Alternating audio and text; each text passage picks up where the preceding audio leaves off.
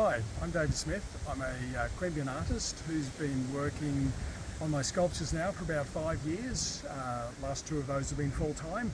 I just want to take you on a little tour through my sculpture garden and then tell you a bit about what I'm doing and why I'm doing it. So welcome to the underwater world. Here we are in the marine environment with a jellyfish, an eel and a anglerfish. These are all early pieces of work which I did when I was exploring large animal things in the wilderness. So let's wander down this way and we'll have a look at some more.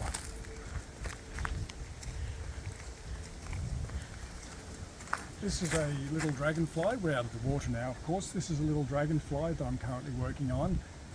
This one has been ruggedized so it can withstand cockatoos landing on it, which are quite heavy, but this should be able to stand up to it now. Let's wander down to the bee.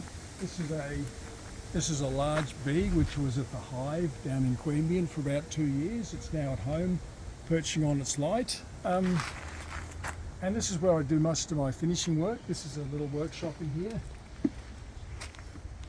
Nice and cozy. It's out of the weather and I've got a heater in here so it's pleasant in winter. I have all my tools in here. I just wheel them out and work in the open because I like working in the open with wood. It's cleaner, but it's also a nice environment.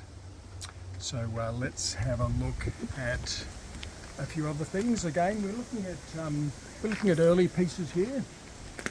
This is an emu. This is the first emu I've done. I've done 4 emus now, and they're all a bit different. They've all evolved. So this is emu number 1, and don't know if you can see it, but there's a large spider coming out of a hole in the ground, and if we look up we can see some very early works which are the gargoyles on top of the garage, which provide a little bit of light at night.